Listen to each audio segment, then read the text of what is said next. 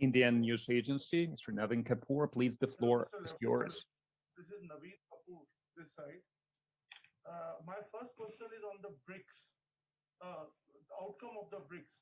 Actually, what today leaders have discussed and what is the outcome of the meeting when you have differences in the two key players between India and China, especially on the issue of sovereignty and territorial integrity.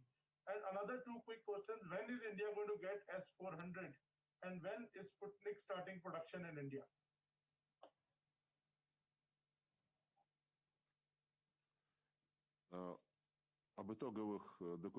As for the results of the ministerial BRICS meeting, I have mentioned that. So we have prepared the press statement and the declaration in the support of the multilateral forums in international affairs. First of all, we reaffirm the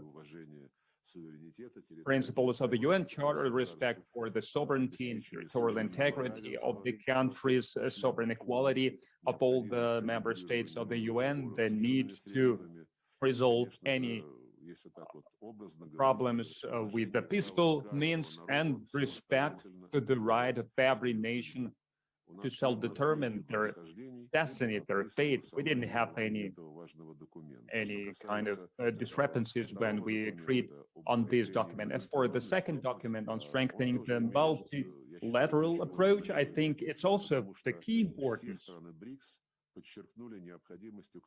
since all the BRICS countries reaffirmed the necessity to strengthen the multilateral approach, not in some abstract way or in some narrow format, but only in universal format based on the United Nations Charter. And the UN in general, I think, is the best possible manifestation of the multilateralism, and we are going to protect this approach, especially from the far Western colleagues who are trying to promote an alternative concept that they call world-based rule-based world order. All the practical manifestations of these concepts go to show that it's not universal. It's aimed to make the ideas and values, so-called values, that the West adheres to and that are not shared by a lot of other countries. So but the West want to force these values as something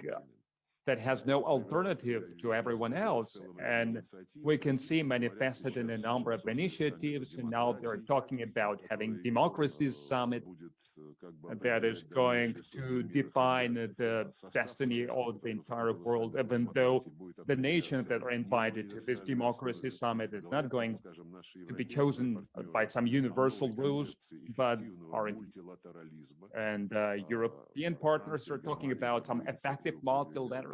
France and Germany are promoting this initiative. And when we ask, does this mean, this aspiration mean to strengthen multilateralism? So which means that there are going to be many participants to something. So they avoid answering this question from the explanations that we hear.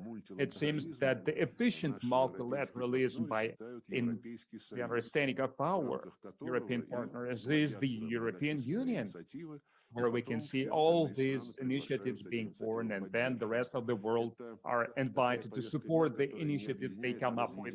This agenda doesn't bring people together, it doesn't bring countries together, it divides them.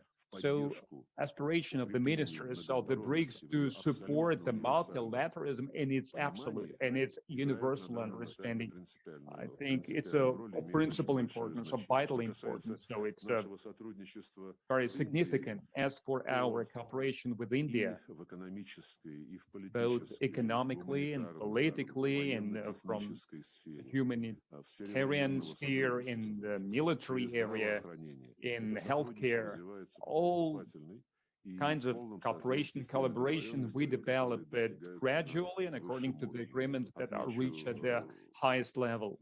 I would like to mention the implementation of the contracts on supplying the S-400 systems to India. We see no changes regarding that, and the Indian authorities confirmed their adherence to these agreements. And Literally today, we have sent you a batch of the Sputnik V vaccine, in addition to the steps, quite large scope steps to help to support India in the situation they found themselves into because of the